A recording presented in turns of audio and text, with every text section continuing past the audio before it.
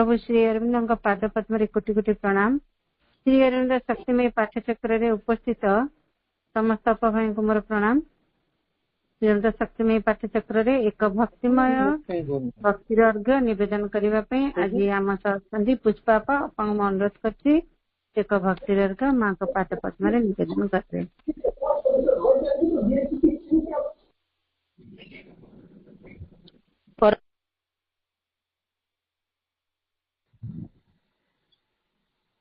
परम प्रभु श्री अरविंद दिव्य जननी श्री माँ आज दिव्य कार्यक्रम जोग देथिबा समस्त अपभाई को मोर प्रणाम। माँ और प्रभु चरण रे एक भक्ति निवेदन।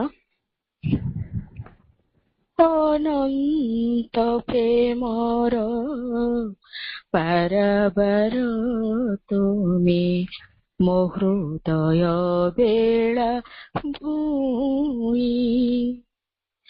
अनंत प्रेमर पाराबार तुमे मो हृदय बेला भूमि।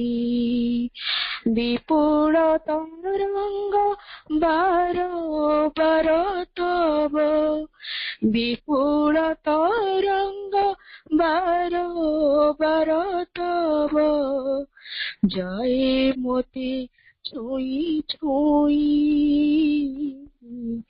अनंत प्रेमर पाराबार तुमे मो हृदय बेला भूमि। अनंत प्रेमर पाराबार तुमे मो हृदय बेला भूमि। प्रति रेणु प्रति अणु आजी मोर तुमरी परस पुलके विभोर। प्रति रेणु प्रति अणु आजी मोर तुमरी परस पुलके विभोर। तुमरी सरग सुनीली सपन तुमरी सरग सुनीली सपन। सिक्त सिकत मुही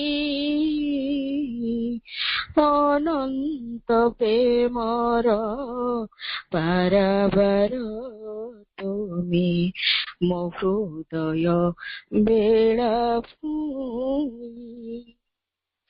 अनंत प्रेमर पाराबार तुमे मो हृदय बेला भूमि। मो जीवने जेते कलंक कलुष पोछि निये तुम सुनील आश्लेष। मो जीवने जेते कलंक कलुष पोछि निये तुम सुनील आश्लेष। अजाचिते कृपा अजाड़ी देउछ अजाचिते कृपा अजाड़ी देउछ। किछि तमु मागी नाही अनंत प्रेमर पाराबार तुमे मो हृदय बेला भूमि। विपुल तरंग बार तब विपुल तरंग बार तब जय मोते छुई छुई। अनंत प्रेमर पाराबार तुमे मो हृदय बेला भूमि। अनंत प्रेमर पाराबार तुमे ମୋ ହୃଦୟ ବେଳାଭୂମି, ମୋ ହୃଦୟ ବେଳାଭୂମି, ମୋ ହୃଦୟ ବେଳାଭୂମି। ବନ୍ଦେ ମାତରମ୍।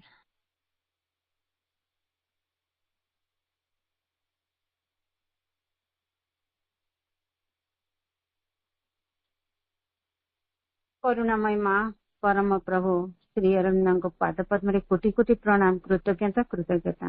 ଧନ୍ୟବାଦ ଅପା, ବହୁତ ସୁନ୍ଦର ଭାବରେ ମାଙ୍କର ସେଇ ନିରାଜନ ଅନନ୍ତ ପ୍ରେମର ପାରାବାର ତୁମେ। ତୁମର ସେଇ ଅନନ୍ତ ସମୁଦ୍ରରେ ଆମେ ଗୋଟିଏ ଛୋଟ ବିନ୍ଦୁ ମାତ୍ର, ଜଳକଣା ଠାରୁ ଛୋଟ ଗୋଟିଏ ଅଣୁ। ମା ମା ମା ପ୍ରତି ଗୁରୁବାର ବିଳମ୍ବିତ ସନ୍ଧ୍ୟା 8টাରେ ଏକ ଗ୍ରନ୍ଥ ଆଲୋଚନା ହୋଇ ଆସୁଛି, ଦ ହ୍ୟୁମାନ ସାଇକଲ ବୁକ୍। ଏହି ପୁସ୍ତକ ଆଲୋଚନା ପାଇଁ ଆମକୁ ସମୟ ଦେଇ ଆସୁଛନ୍ତି ଆମର ପ୍ରିୟ ପରିଚିତ ସମ୍ମାନର ଭବେଶ ଭାଇ ପ୍ରଣାମ। ସମସ୍ତ ଭାଇଙ୍କ ତରଫରୁ ଭାଇଙ୍କୁ ପ୍ରଣାମ ଜଣାଉଛି। ଭାଇ ଜଏନ୍ ହେଇସାରିଛନ୍ତି। ଆଜି ଆଲୋଚନା ହବ 28 ପୃଷ୍ଠା। ଏହି ପବିତ୍ର ରଥଯାତ୍ରାରେ ସମସ୍ତ ଅପଭାଇଙ୍କୁ ପୁଣି ମୁଁ ପ୍ରଣାମ ଜଣାଉଛି। ପବିତ୍ର ରଥଯାତ୍ରାରେ ସମସ୍ତଙ୍କର ସଂଗତି ସୌହାର୍ଦ୍ଦ୍ୟ ସମ୍ପୂର୍ଣ୍ଣ ହେଉ, ପୂର୍ଣ୍ଣାଙ୍ଗ ହେଉ ସାଧନା।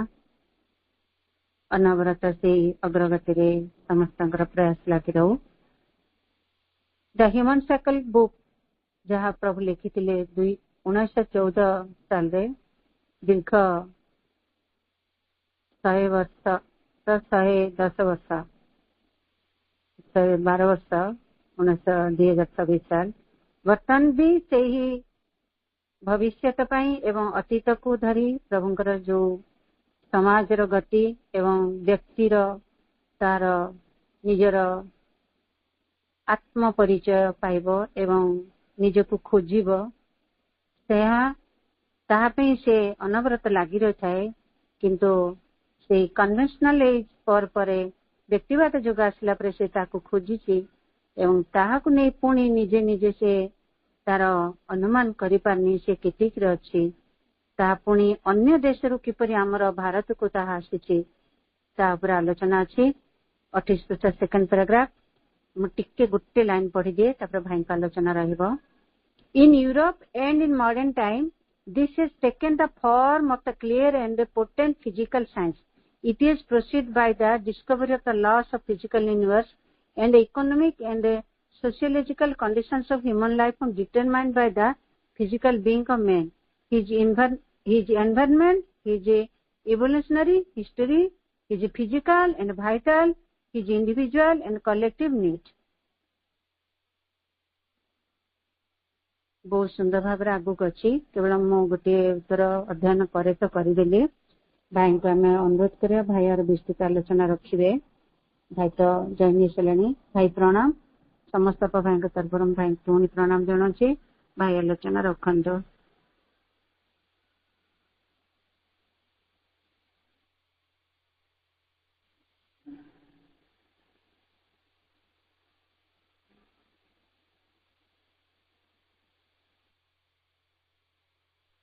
करुणामयी माँ परम प्रभु श्री अरविंद, परम प्रभु श्री अरविंदंकर एक विख्यात ग्रंथ द ह्यूमन साइकल, जहाँ मानव जुग चक्र ना ओडिया रे जानी से बईटी पढ़िबार माँ कृपार एक सुजोग पाउछंती एवं कृपा प्राप्त समस्त मातृ संतान मान को समस्त को हृदय स्वागत एवं शुभेच्छा। ये कार्यक्रम को जे आगु को नौछंती हम समस्त सम्मान रत्न मंजरी अपा एवं तांका सहित जो मैंने सम्मिलित होइकी कार्यक्रम को सुंदर कर गढ़ी तोलिबारे सहयोग करछन्ति समस्तଙ୍କୁ अनन्य श्रद्धा ज्ञापन करछि।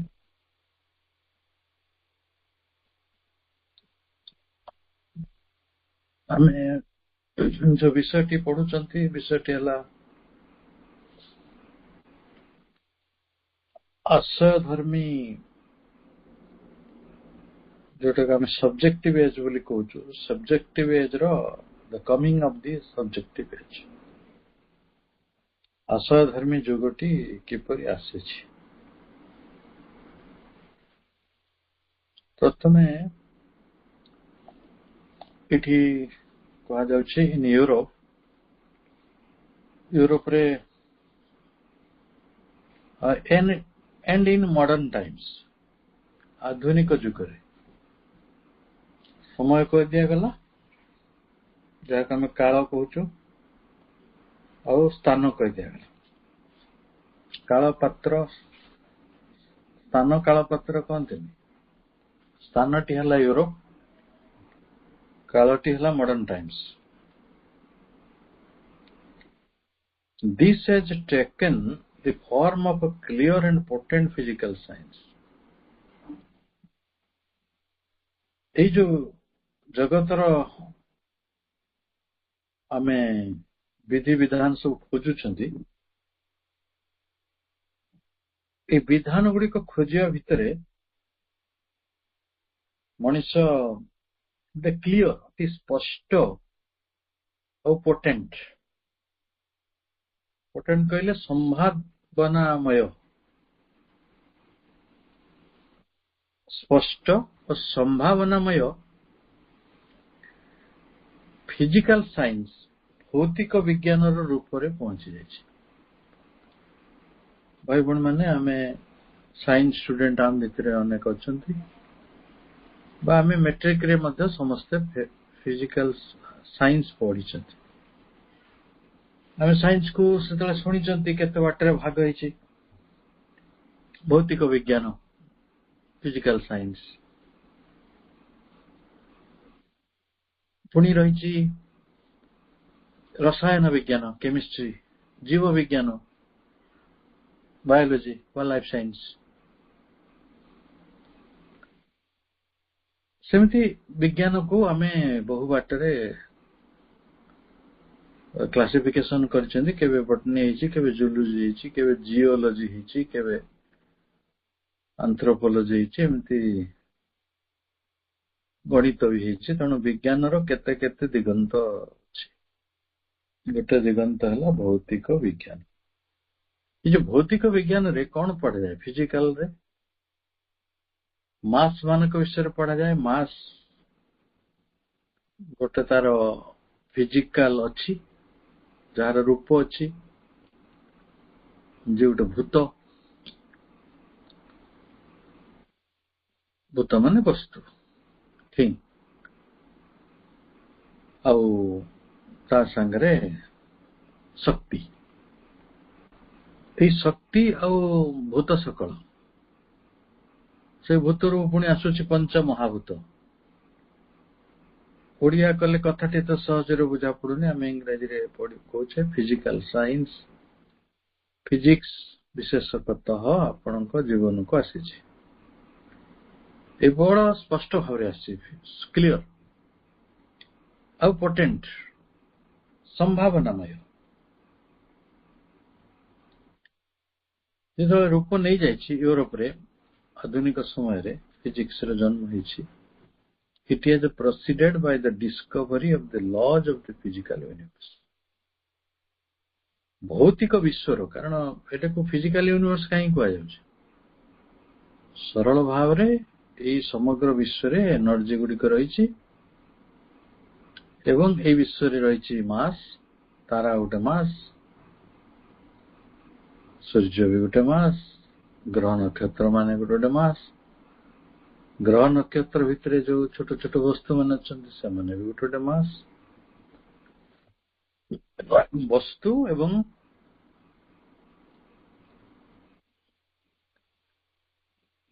एनर्जी ଏଇ ଯୋଉ ବିଧାନ ଗୁଡିକ discovery of the lodge of the physical universe, ଭୌତିକ ବିଶ୍ୱର ବିଧାନ ଗୁଡିକ ଆବିଷ୍କାର କରି କରି ସେଇ ବିଜ୍ଞାନଟି ପ୍ରୋସିଡେଡ, ଆଗକୁ ଆଗକୁ ଚାଲିଛି। ସବୁଦିନେ ବିଜ୍ଞାନର ଅଗ୍ରଗତି ହେଉଛି। ବିଜ୍ଞାନ ସମ୍ପର୍କରେ ଜାଣିବା ପାଇଁ, ତାକୁ ଗବେଷଣା କରିବା ପାଇଁ, ତାକୁ ଖୋଜ କରିବାକୁ ପୃଥିବୀରେ ଅନ୍ତତଃ ଏଇ ଗ୍ରହଟିରେ ହଜାର ହଜାର ଅନୁଷ୍ଠାନ ରହିଛନ୍ତି। ହଜାର ହଜାର। କିଏ ଏଠି ଗବେଷଣା ନ କରୁଛି? DRDO ଗବେଷଣା କରୁଛି, ଇସ୍ରୋ ଗବେଷଣା କରୁଛି, ରିଜନାଲ ସାଇନ୍ସ ଲାବୋରେଟୋରୀ ମାନେ ଗବେଷଣା କରୁଛନ୍ତି, ଇନଷ୍ଟିଚ୍ୟୁଟ ଅଫ ସାଇନ୍ସ ଗବେଷଣା କରୁଛନ୍ତି, ଏମ୍ସ ଗବେଷଣା କରୁଛନ୍ତି, ଇନଷ୍ଟିଚ୍ୟୁଟ ଅଫ ଫିଜିକ୍ସ ଗବେଷଣା କରୁଛି, ଇନଷ୍ଟିଚ୍ୟୁଟ ଅଫ ମ୍ୟାଥମେଟିକ୍ସ କରୁଛନ୍ତି, ନାଇଜର ଆଇଜର ଯୋଉମାନଙ୍କୁ ଆମେ ନାଁ ନବା, IITs NITs ସମସ୍ତେ ଖୋଜ କରୁଛନ୍ତି, ଗବେଷଣା କରୁଛନ୍ତି ଏବଂ ଫିଜିକାଲ ୟୁନିଭର୍ସର ଲଜ୍ ଗୁଡିକ ଡିସ୍କଭରି କରୁଛନ୍ତି ଏବଂ ଏଇ ବାଟରେ ଭୌତିକ ବିଜ୍ଞାନ ଆଗକୁ ଚାଲିଛି।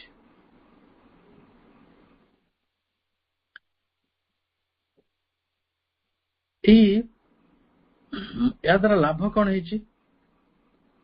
ଭୌତିକ ବିଜ୍ଞାନର ଆବିଷ୍କାର ଫଳରେ ବିଜ୍ଞାନଟି ଯେତେ ଆଗେଇ ଚାଲିଛି, ଆପଣଙ୍କ ଜୀବନଟି ସେହି ଅନୁସାରେ ପ୍ରଭାବିତ ହେଉଛି। ମୁଁ ଆପଣଙ୍କୁ ଥରେ କହିଥିଲି 1999 ମସିହାରେ ଗୋଟେ ମହାବାତ୍ୟା ହେଲା, ହଜାର ହଜାର ଜୀବନ ବଡ ଦୁଃଖରେ ପଡିଗଲେ, କିନ୍ତୁ ପରବର୍ତ୍ତୀ ସମୟରେ ଯୋଉ ଝଡ ଗୁଡିକ ହେଲା ତାକୁ ମଣିଷ ନିୟନ୍ତ୍ରଣ କରିଥିଲା।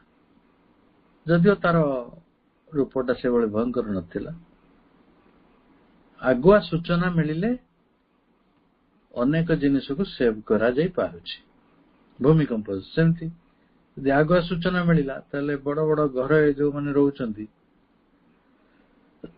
ଦୁର୍ବଳ ପୁରୁଣା ଘରେ ରହୁଛନ୍ତି, ସେମାନଙ୍କୁ ଆମେ ଇଭାକୁଏଟ୍ କରିଦଉଛୁ, ଘଣ୍ଟେ ଭିତରେ ଇଭାକୁଏଟ୍ ହେଇଯିବ।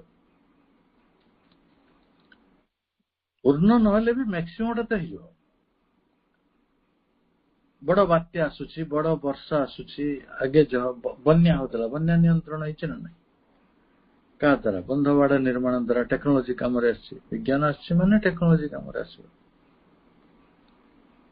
ଯେତେବେଳେ ବନ୍ୟା, ବାତ୍ୟା, ଦୁର୍ଭିକ୍ଷ, ମରୁଡି ଗୁଡିକ ନିୟନ୍ତ୍ରଣ ହଉଛି, ଲୋକଙ୍କର ଆର୍ଥିକ ସ୍ଥିତି ବି ବଦଳୁଛି। ତେଣୁ ବିଜ୍ଞାନ ଯେ ଆମ ଆର୍ଥିକ ସ୍ଥିତିକୁ ବଦଳେଇଛି ଏଥିରେ କୌଣସି ସନ୍ଦେହ ନାହିଁ। ରାସ୍ତାଘାଟ ଗୁଡିକ ଭଲ ହେଇଛି, ଲୋକଙ୍କର ବିଜନେସ ବଢିଛି, ତେଣୁ ଆର୍ଥିକ ଦିଗଟା ବି ଉନ୍ନତି ହଉଛି। ଚାଷ କଲେ ସେ ତାର ଦି ପଇସା ବିକ୍ରି କରିପାରୁଛି, ସେ ଯାହା ବି କରୁଛି ଗୋଟେ ମାର୍କେଟ ପାଉଛି। ସେଇଟା ନଥିଲା ଗୋଟେ ସମୟରେ। ତା ଗାଈରେ ଯଦି କ୍ଷୀର ହେଲା ସେ ସେଇଠି ଗାଁରେ ବିକିବ, ବିକ୍ରି ହେଲା ତ ହେଲା, ନହେଲା ତ ନାହିଁ। କିନ୍ତୁ ଆଜିର ଦୁନିଆ ସେପରି ନାହିଁ। ଆପଣଙ୍କ ବଗିଚାରେ ଯାହା ସବୁ ଉତ୍ପାଦନ ହଉଛି ସେଟାକୁ ଆପଣ ବିକ୍ରି କରିପାରୁଛନ୍ତି ଯଦି ବଳିଲା। ତ ଆଉ ଫିଜିକାଲ ୟୁନିଭର୍ସର ବିଧାନ ଗୁଡିକୁ ଆବିଷ୍କାର କରିବା ଭିତରେ ଅଗ୍ରଗତି କରୁଥିବା ବିଜ୍ଞାନ ଫିଜିକାଲ ବିଙ୍ଗ ଅଫ ମ୍ୟାନ, ମଣିଷ ଭିତରେ ଯୋଉ ଭୌତିକ ସତ୍ତା ରହିଛି ତାର economic and sociological condition of Humane life, ମଣିଷ ଜୀବନର ଯୋଉ ଅର୍ଥନୈତିକ ଦିଗ ଆଉ ତାର ସୋସିଓଲୋଜିକାଲ ସାମାଜିକ ଦିଗ, ଏଗୁଡିକ ସବୁ ଡିଟରମିନ୍ଡ, ନିୟନ୍ତ୍ରିତ ହଉଛନ୍ତି। ନିୟନ୍ତ୍ରିତ କାହା ଦ୍ୱାରା ହଉଛନ୍ତି ନା ବାଇ ଦ ଫିଜିକାଲ ବିଙ୍ଗ ଅଫ ମ୍ୟାନ, ମଣିଷ ଦ୍ୱାରା, ଆଉ ହିଜ ଏନଭାୟରନମେଣ୍ଟ, ତାର ପରିବେଶ ଦ୍ୱାରା ନିୟନ୍ତ୍ରିତ ହଉଛନ୍ତି। ହିଜ ଇଭଲ୍ୟୁସନାରୀ ହିଷ୍ଟ୍ରି, ମଣିଷର ରହିଛି ଗୋଟେ ବିବର୍ତ୍ତନଗତ ଇତିହାସ। ଆମେ 500 ବର୍ଷ ପୂର୍ବେ କଣ ପିନ୍ଧୁଥିଲେ, କଣ କୋଉ ଘରେ ରହୁଥିଲେ, କଣ ଜାଳୁଥିଲେ, କୋଉ ପ୍ରକାର ଖାଦ୍ୟ ଖାଉଥିଲେ, କୋଉ ପ୍ରକାର ପାଠ ପଢୁଥିଲେ, ସେଗୁଡିକ ସବୁ ବିବର୍ତ୍ତନ ଭିତରେ ଅଛି କି ନାହିଁ? ବିଜ୍ଞାନ ଦ୍ଵାରା ଆଜିର ଦୁନିଆରେ ଆପଣ ଯଦି ଚାହିଁବେ ସୁଇଜରଲ୍ୟାଣ୍ଡର ପିଲାମାନେ କଣ ପାଠ ପଢୁଛନ୍ତି, ନେଟରେ ବା ଏଆଇ ରେ ମାଗନ୍ତୁ, ଟେକ୍ସଟ ବୁକ୍ ସେଠିକାର ଆପଣଙ୍କୁ ମିଳିଯିବ।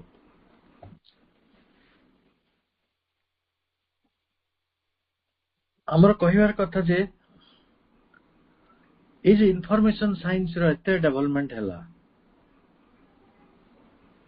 ଆମେ ସମସ୍ତେ ସମସ୍ତଙ୍କ ଜୀବନଟିକୁ ଭଲ ଭାବରେ ଦେଖିପାରୁଛନ୍ତି। ଏଇ ବାଟରେ ଆମର ଇଭଲ୍ୟୁସନାରୀ ହିଷ୍ଟ୍ରି ତିଆରି ହେଇଛି, ଯାହାକୁ ଆମେ କହିବା ବିବର୍ତ୍ତନଗତ ଇତିହାସ।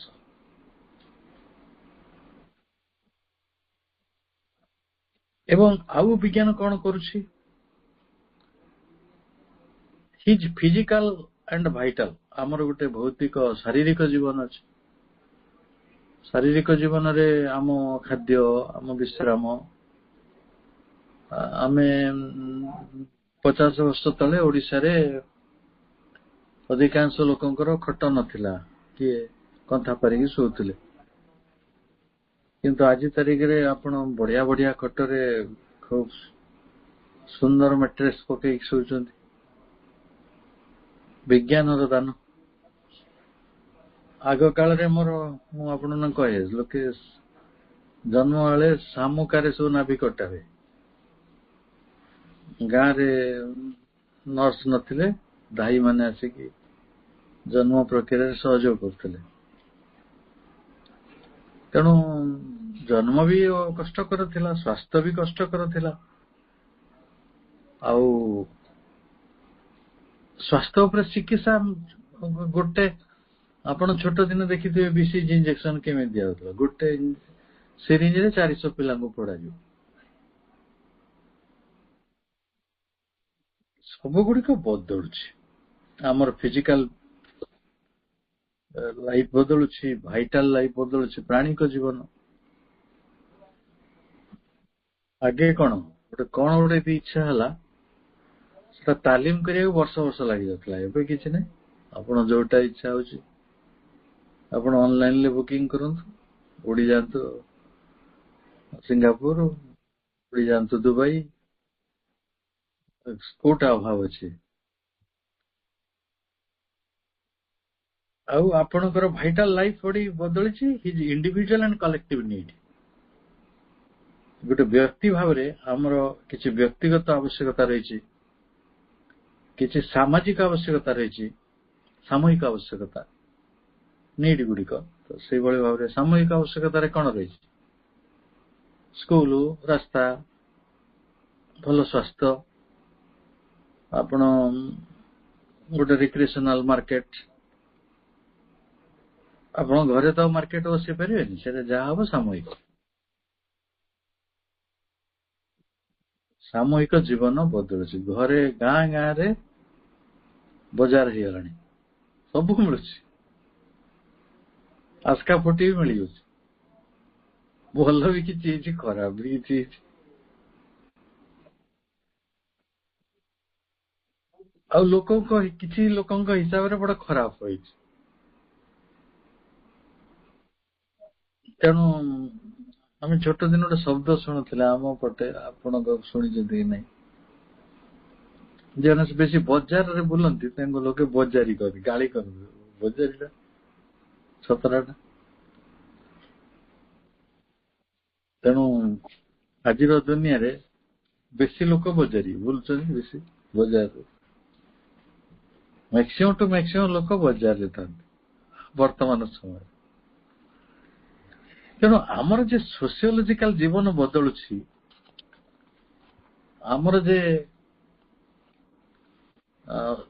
ଯୋଉ କଲେକ୍ଟିଭ ନିଡ୍ ଆଉ ଆମର ଇଣ୍ଡିଭିଜୁଆଲ ନିଡ୍ ଏଗୁଡିକ ବଦଳିଛି। ଆମର ଫିଜିକାଲ ଲାଇଫ, ଆମର ଭାଇଟାଲ ଲାଇଫ, ଏ ସବୁ ଗୁଡିକ ବିଜ୍ଞାନ ଦ୍ୱାରା ବେଶୀ ନିୟନ୍ତ୍ରିତ ହେଉଛି।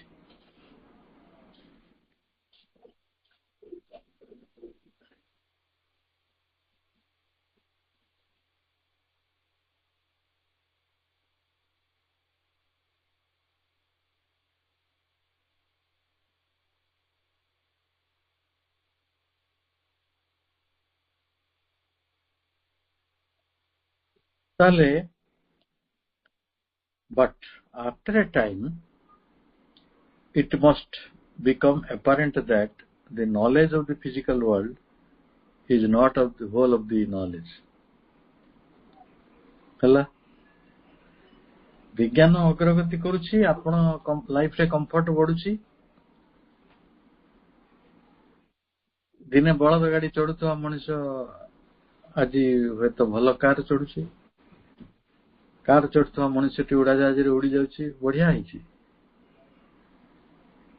किंतु दिने से अनुभव करिवो एई भली किछि बाट गला परे 100 200 300 500 वर्ष परे ता पाखरे कथाटी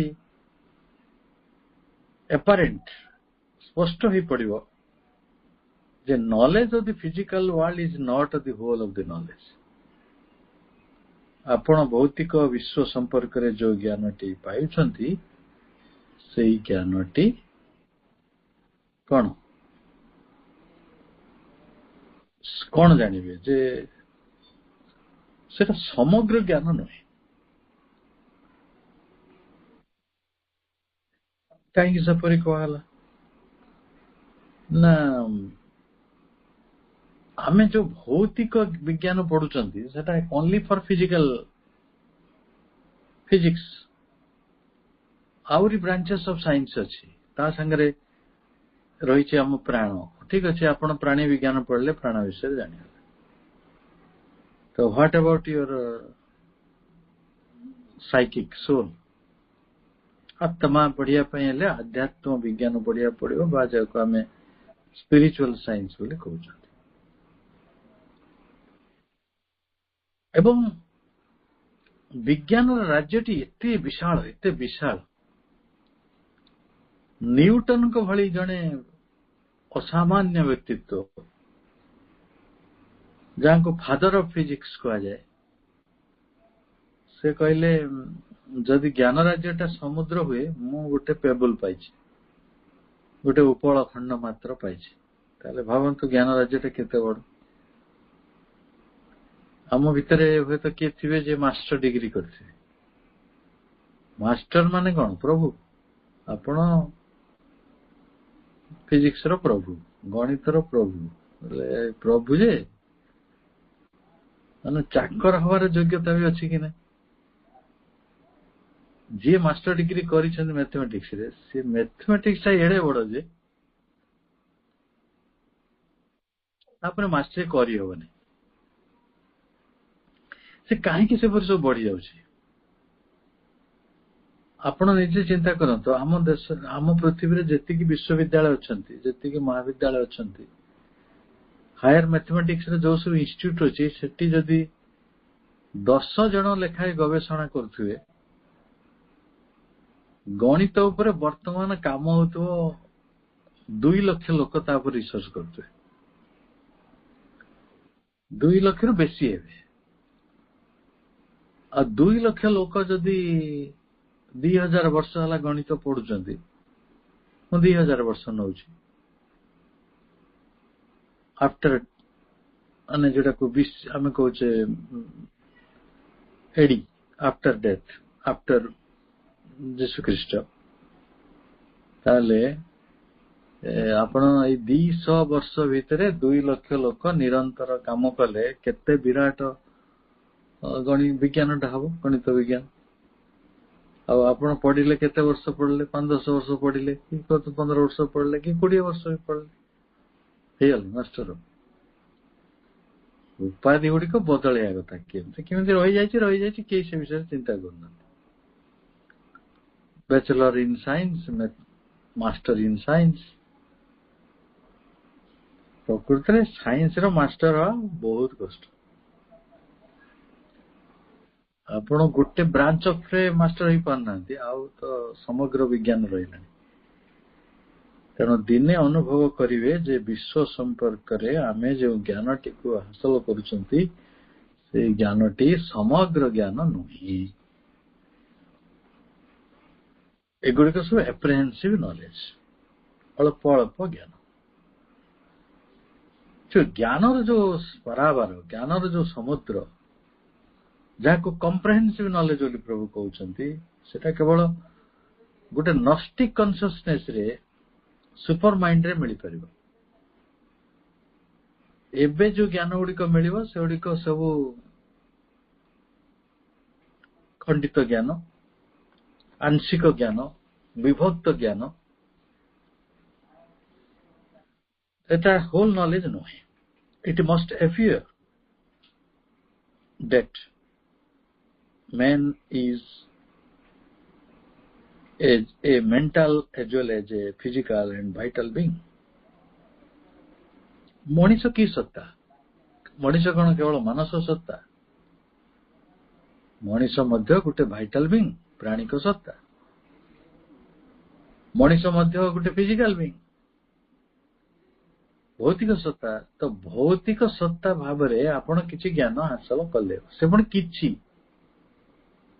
ପୁଣି ଥରେ କହୁଛି, ଦାନ୍ତ ଡାକ୍ତର ଆଖି କଥା ଜାଣନ୍ତି ନାହିଁ, ଆଖି ଡାକ୍ତର ନାକ କଥା ଜାଣିନାହାନ୍ତି, ଇଏନଟି ଦରକାର।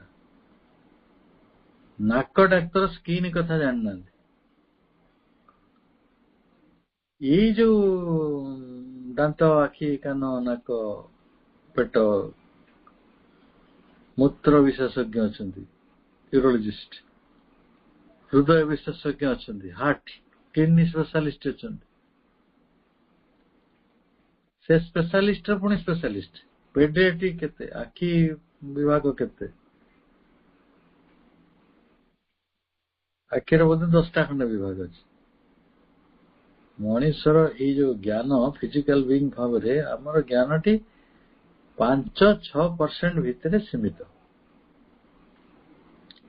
ଯେମିତି ମୁଁ ମ୍ୟାଥମେଟିକ୍ସର ମାଷ୍ଟର ଡିଗ୍ରୀ କଥା କହୁଥିଲି, ସେଠି MBBS ବା MD ସେଇ ପୋଜିସନ ଗୁଡାକ ସେଇଭଳି। ଗୋଟେ ବିଶାଳ ଜ୍ଞାନର ଗୋଟେ ପାର୍ଟ ଟିକିଏ ଜାଣିବା କଥା, 5-10%। ସେଇକୁ ନେଇକି ବଡ ସାଇନ ବୋର୍ଡ ଲଗେଇକି ଆପଣ କେତେ ନିଜ ସମୟକୁ ବିକି ପାରୁଛନ୍ତି, ସେ ଅଲଗା ଜିନିଷ। ମୁଁ ତାକୁ କମେଣ୍ଟ କରୁଛି, କରୁନି ବି। ଜ୍ଞାନକୁ ବିକିବା ମଣିଷର ଅଜ୍ଞାନତା ଛଡା ଅନ୍ୟ କିଛି ନୁହେଁ।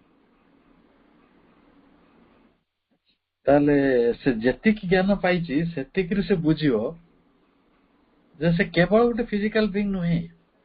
ଖାଲି ଭୌତିକ ଜ୍ଞାନ ହେଲେ ଚଳିବନି, ତାକୁ ଜୀବନ ବିଷୟରେ ଜ୍ଞାନ ଦରକାର, ତାକୁ ମାନସ ବିଷୟରେ ଜ୍ଞାନ ଦରକାର, ମନ ବିଷୟରେ ବେଶୀ ଜ୍ଞାନ। ମନ ବିଷୟରେ ଯୋଉ ଜ୍ଞାନଟି, ସେଟା ହଉଛି ମାନସ ବିଜ୍ଞାନ। ଆମେ କହିବା ମେଣ୍ଟାଲ ସାଇନ୍ସ ବା ସାଇକୋଲୋଜି, ମନସ୍ତତ୍ତ୍ୱ। ମନସ୍ତତ୍ତ୍ୱର ଏକସେକ ବଡକର ବଡ ବଡ ବୈଜ୍ଞାନିକ ବି ଅଛନ୍ତି। ସେମାନେ କହୁଛନ୍ତି ମନଟା ହେଲା ଅସୀମ, ଗୋଟେ ଇନଫାନାଇଟ ଜିନିଷଟେ। ତେଣୁ ଯଦି ସେ ଇନଫାନାଇଟ, ତାହେଲେ ମନର ସାମ୍ରାଜ୍ୟ କେଡେ ବଡ, ମନର ମୂଳେ ଏ ଜଗତ। ତାହେଲେ ଫିଜିକାଲ ୱାର୍ଲଡ ବିଷୟରେ ଆମର ଜ୍ଞାନଟି ସମ୍ପୂର୍ଣ୍ଣ ନ ହେବାର କାରଣ ଏଇଆ ଯେ ଦିନେ ମଣିଷ ବୁଝିବ ସେ ଗୋଟେ ମାନସ ସତ୍ତା, ଏବଂ as well as ସେଇଭଳି ସେ ଗୋଟେ ଭୌତିକ ସତ୍ତା, ସେଇଭଳି ଗୋଟେ ପ୍ରାଣିକ ସତ୍ତା, even much more essentially mental than physical or vital। ମଣିଷଟି ଯେତିକି ଫିଜିକାଲ ନୁହେଁ, ଯେତିକି ଭାଇଟାଲ ନୁହେଁ, ଏସେନ୍ସିଆଲି ଯେ ସେ ଗୋଟେ ମାନସିକ ସତ୍ତା ମୂଳତଃ। ଯଦି ତା ପାଖରେ ମନ ନାହିଁ, ତାହେଲେ ହୁଏତ ତାର ଜୀବନଟିକୁ ଗୋଟେ ମନୁଷ୍ୟର ଜୀବନ କୁହାଯାଇ ପାରିବ ନାହିଁ।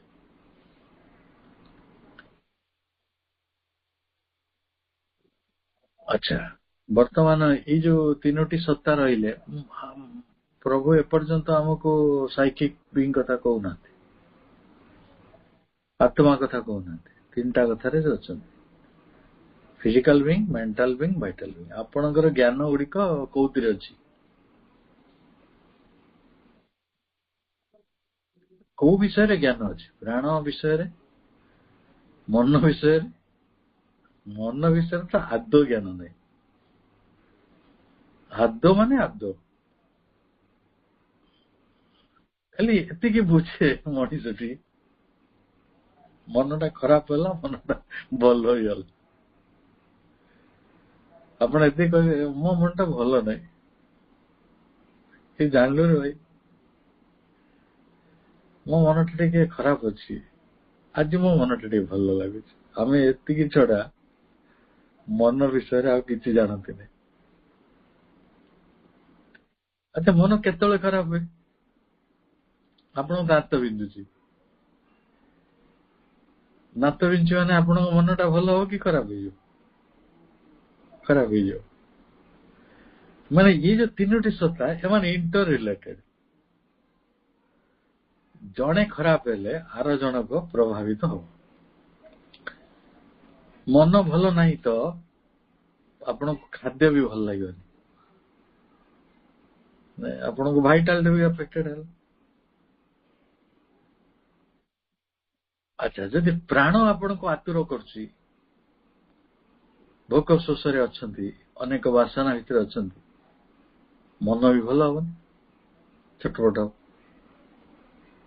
ଆଉ ଦେହ ତ ଖରାପ ହେଲେ ବାକି ପ୍ରାଣ ବି ବିଗିଡିଯାଏ, ମନ ବି ବିଗିଡିଯାଏ। ତେଣୁ ପ୍ରଭୁ ବହୁତ ସୁନ୍ଦର ଭାବରେ କହିଲେ, ଇଭିନ୍ ଦୋ ହିଜ୍ ସାଇକୋଲୋଜି ଇଜ୍ ଷ୍ଟ୍ରଙ୍ଗଲି ଏଫେକ୍ଟେଡ, ଏପରିକି ତାର ମନସ୍ତତ୍ୱଟି ବଡ ଶକ୍ତିଶାଳୀ ବା ବଡ ଷ୍ଟ୍ରଙ୍ଗଲି, ବଡ ଜୋରଦାର ପ୍ରଭାବିତ ହୁଏ, and limited by his physical being and environment। ତାର ଭୌତିକ ସତ୍ତା ଏବଂ ଭୌତିକ ସତ୍ତାର ଚାରିକଡେ ରହିଥିବା ପରିବେଶ ଦ୍ୱାରା ନିୟନ୍ତ୍ରିତ ହୁଏ। ଏବେ ଖରାପ ପାଗ ହେଇଗଲା, ଭୂମିକମ୍ପ ହେଲା, ବାତ୍ୟା ହେଇଗଲା, ଆପଣଙ୍କ ଘର ଚାରିକଡେ ପାଣି ବେଢିଗଲା, ଆପଣଙ୍କ ମନଟା କୋଉଠୁ ଭଲ ରହିବ? ଆପଣ ଆଗେ ଚିନ୍ତା କରେ ମୋ ଗାଡି କେମିତି କାଢିବି, ମୋ ଜିନିଷ ପତ୍ର ସବୁ କଣ ହବ, କେତେ ଦିନ ଏ ପାଣି ରହିବ, ମୁଁ ତ ଯାଇପାରିବିନି, ଘରେ କଣ ଅଛି ନାହିଁ, ଯଦି ସରିଯିବ କଣ କରିବି, ସାପ ପଶିଗଲେ କଣ କରିବି, ଭାଲୁ ପଶିଗଲେ କଣ କରିବି। କାରଣ ପାଣି ଯେତେବେଳେ ଆସିବ ସେ ସାଙ୍ଗରେ ବହୁତ ଦୁଃଖ ନେଇକି ଆସିବ।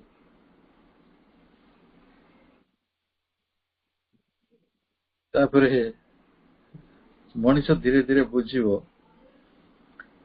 it is not as its root determined by them, but constantly reacts, subtly determines their action, affects even their new shaping by the force of his psychological demand on life। ଆମେ ଧୀରେ ଧୀରେ ସବୁ କଥା ଏପରି ଭାବରେ ବୁଝିବା ଯେ এই ଯୋଉ ଭୌତିକ ଜୀବନ ଖୁବ ଭାବରେ ତାର ପରିବେଶ ଶକ୍ତିଶାଳୀ ଭାବରେ ଆମ ମାନସିକ ଜୀବନକୁ ପ୍ରଭାବିତ କରେ। ଭୌତିକ ଜୀବନ ପରିବେଶଟି ମାନସିକ ଜୀବନକୁ ନିୟନ୍ତ୍ରିତ କରେ।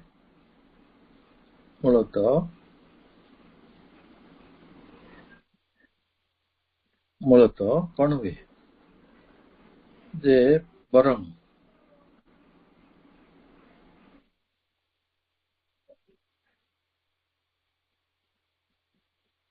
এই କଥା କୁହାଯାଉଛି ଯେ ମାନସିକ ଜୀବନଟା ମଣିଷର ଭୌତିକ ଜୀବନ ତଥା ପରିବେଶ ଉଦ୍ଦେଶ୍ୟରେ ନିଜର ପ୍ରତିକ୍ରିୟା ମାନେ ବ୍ୟକ୍ତ କରେ, ରିଆକ୍ଟ କରେ।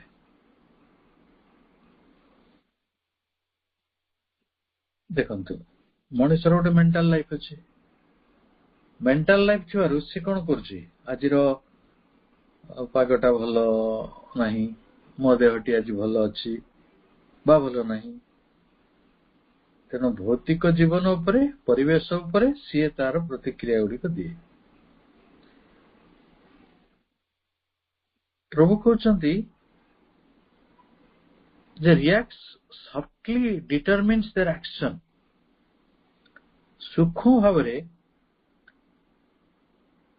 ଭୌତିକ ଜୀବନ ଆଉ ତାର ପରିବେଶର କ୍ରିୟା ଗୁଡିକୁ ମଧ୍ୟ ନିରୂପଣ କରେ। ଭୌତିକ ଜୀବନର କ୍ରିୟା ଗୁଡିକ ନୁହେଁ ଏକ୍ଜାକ୍ଟଲି। ମୁଁ ଜଣଙ୍କ ଘରକୁ ଯାଇଥିଲି ଗତ ବର୍ଷ ଗୋଟେ ଅଲଗା ପ୍ରଦେଶରେ। ମୁଁ ଦେଖିଲି ତାଙ୍କର ଟିକେ ଖାଲି ଜମି ଅଛି, ବୋଧେ 4-5 ଏକର ଖାଲି ଜମି ଅଛି। ସେ ଅନେକ ଦିନ ତାକୁ ଚାଷ କଲେନି। ତାପରେ କଣ ମନ ହେଲା, ସେ ସବୁ 5 ଏକର ଜାଗାରେ ଲେମ୍ବୁ ଲଗେଇଦେଲେ।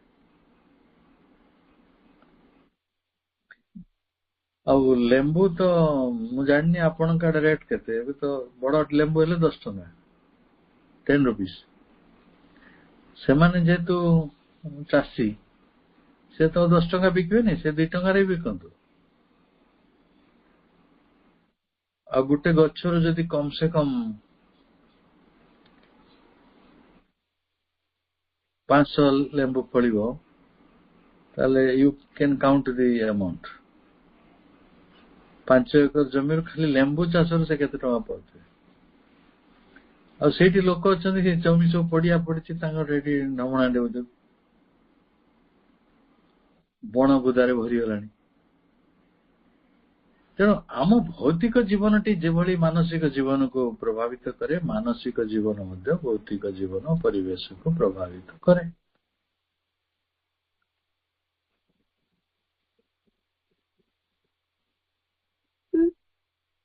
ମତେ ଆଜି ଜଣେ କହୁଥିଲେ ସନ୍ଧ୍ୟାରେ, ଯେ କହିଲେ ସେ ଅମୁକ କଲେଜର ଅଧ୍ୟାପକଙ୍କୁ ଜାଣିଛନ୍ତି? ମୁଁ କହିଲି ଅଧ୍ୟାପକ ମୁଁ ଜାଣିଛି ନା, ସେ ତାଙ୍କର ଖାଲି ଜମିରେ ଏବେ ଗୋଟେ ମେଡିଟେସନ ହଲଟେ କରୁଛନ୍ତି, ଆଉ ତା ଚାରିକଡେ ଗାର୍ଡନ କରିବେ, ଆଉ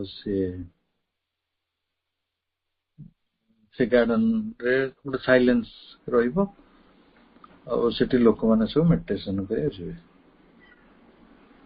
ଆପଣଙ୍କର ଜମି ଅଛି, ଆପଣ ମାନସିକ ଭାବରେ ଯେତିକି ସମୃଦ୍ଧ, ଆପଣଙ୍କ କାମ ଗୁଡାକ ସେଇଭଳି ସମୃଦ୍ଧ ହବ। ଜଣେ ଚାହିଁଲେ ଘୁଷୁରୀ ଚାଷ କରିପାରିବ, ଜଣେ ଚାହିଁଲେ ଲେମ୍ବୁ ଚାଷ କରିପାରିବ, ଜଣେ ଚାହିଁଲେ ମେଡିଟେସନ ସେଣ୍ଟର କରିପାରିବ। ସୂକ୍ଷ୍ମ ଭାବରେ ଭୌତିକ ଜୀବନର ପରିବେଶର କ୍ରିୟା ଗୁଡିକ ନିୟନ୍ତ୍ରଣ କରୁଛି କିଏ? ମାନସିକ ଜୀବନଟା। ତାପରେ affects even their new shaping, ତାର ଯୋଉ ନୂତନ ଆକାର, ସେଇଟାକୁ ମଧ୍ୟ ପ୍ରଭାବିତ କରୁଛି। by the force of the psychological demand on life, ଜୀବନ ଉପରେ ରହିଛି ମନୋଗତ ଦାବି ସବୁ। ଏଇ ମନୋଗତ ଦାବି ଫଳରେ ଆମେ ନିଜ ଜୀବନକୁ ଭିନ୍ନ ଭିନ୍ନ ବାଟରେ ବଦଳାଉଛନ୍ତି। His economic state, social institutions are themselves governed by the psychological demand on the possibilities, circumstances, tendencies created by the relation between mind and the soul. ଏଠି soul କଥା କହିଲେ, mind and soul of the humanity and life and body. ମଣିଷ ଜାତିର ମନ, mind ଆଉ ତା ସୋଲ, ଆତ୍ମା ସହିତ ତାର ପ୍ରାଣ ତଥା ଦେହର ସମ୍ବନ୍ଧଟି ଦ୍ୱାରା ସୃଷ୍ଟି ହେଉଥିବା ପସିବିଲିଟିଜ, ସମ୍ଭାବନା, ସ୍ଥିତି, ପ୍ରବୃତ୍ତି ଗୁଡିକ ଉପରେ ମଣିଷର ସାଇକୋଲୋଜିକାଲ ଲାଇଫ, ମନୋଭୂମିଗତ ବା ମନସ୍ତାତ୍ତ୍ୱିକ ଜୀବନଟି ନିର୍ଭର କରୁଛି। ଏବଂ ତା ଦ୍ୱାରା ମଣିଷର ଯୋଉ ଆର୍ଥିକ ସ୍ଥିତି, ସେଇ ଅନୁସାରେ ମୁଁ କହିଲି ନା, ଜଣେ ଘୁଷୁରୀ ଚାଷ କରୁଛି, ଜଣେ ଲେମ୍ବୁ ଚାଷ କରୁଛି, ଜଣେ ମେଡିଟେସନ ହଲ୍ କରୁଛି। ଆର୍ଥିକ ସ୍ଥିତି ବି ନିୟନ୍ତ୍ରିତ ହେଉଛି, ସାମାଜିକ ଅନୁଷ୍ଠାନ ଗୁଡିକ ମଧ୍ୟ ସେଇଭଳି ଭାବରେ ବିକଶିତ ହେଉଛି। ସୁଇଜରଲ୍ୟାଣ୍ଡରେ ଲୋକମାନେ ଯେପରି ଚିନ୍ତା କରିପାରିବେ, ଜାପାନର ଲୋକମାନେ ଯେମିତି ଚିନ୍ତା କରିପାରିବେ, ଆମ ସାମାଜିକ ଜୀବନ ସେପରି ନ ହେଇପାରେ। ଏଗୁଡ଼ା ସବୁ ପ୍ରଭୁଙ୍କର କହିବା କଥା, ଏ ସବୁ ଗୁଡିକ ଇଣ୍ଟର ରିଲେଟେଡ। ପସିବିଲିଟିଜ, ସାର୍କମଷ୍ଟାନ୍ସେସ, ଟେଣ୍ଡେନ୍ସିଜ, ସମ୍ଭାବନା, ସ୍ଥିତି टेंडेंसी कहले प्रवृत्ति एटा मन आउ आत्मार मनुष्यर जो संपर्क रही क्या सहित ना जीवन आउ शरीर सहित therefore तेणु we find the truth of things and the law of his being in relation to the truth he must go deeper and fathom the subject secret of himself and things as well as their objective forms and surroundings. तेणु जितेबले आपण ज्ञानटीर अभाव सब अनुभव करेंगे देखिए जे एगुड़ा सब interrelated आमे सेतेबेले विषय गुड़िकर अंतर सत्य मध्य को जीवा ट्रूथ ऑफ थिंग्स आउ कौन पाइबा ना the law of his being a Sattar विधान गुड़ी को मध्य खोजिबा सत्तार सत्य जेतेबेले आमे सेतेबेले जानिबा जो जानिया को समर्थ हवा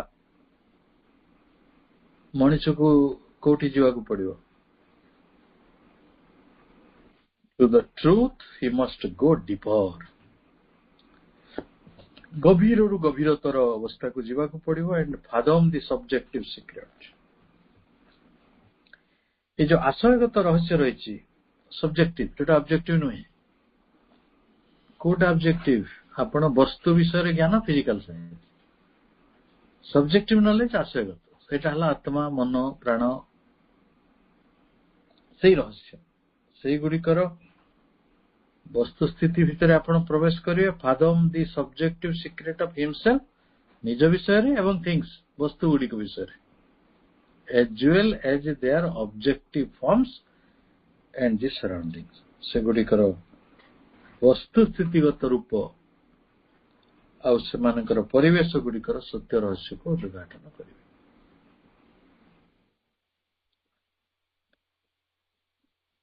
तेणु भाई भौणी मैंने आमे विज्ञान पढ़ारे बहुत कंचा अच्छा पुणी जीव विज्ञान पढ़े पुणी पढ़े आशयगत सब्जेक्टिवटा माने आत्मा पुणी मन मन मनस्तत्व सारी परिया तो मनस्तत्व पढ़ा प्राणी विज्ञान पढ़ा भौतिक माने पूरा doctor doctor doctor doctor doctor आखि डाक्तर कान डाक्तर माने किडनी डाक्तर पाकस्थली डॉक्टर हाड़ डॉक्टर स्नायु डॉक्टर रक्त डॉक्टर जेते सब अच्छा समस्त पाठ को पढ़िया खसिले चलो ना मनीष खसी जाऊँ से पढ़ू ना जानू ना बुझा चाहूना कौन दरकार से डाक्तर तो शिखी मुताबक जी के कौन दंत फांद बिंदे मुझे 400 देगी निजे भल लगी पलि आम यही गोटे सर्टकट रे अच्छे सेपरी हम ना गभीर रु गभीरतर ज्ञान गुड़िक शरीर संपर्क रे मन संपर्क रे प्राण संपर्क रे आशयगत सब्जेक्टिव आत्मा संपर्क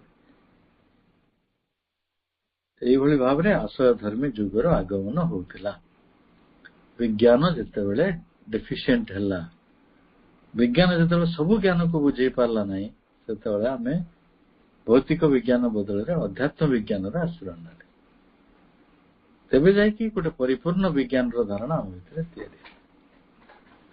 अध्ययन जारी रही समस्त अनेक शुभेच्छा शुभरात्रि धन्यवाद।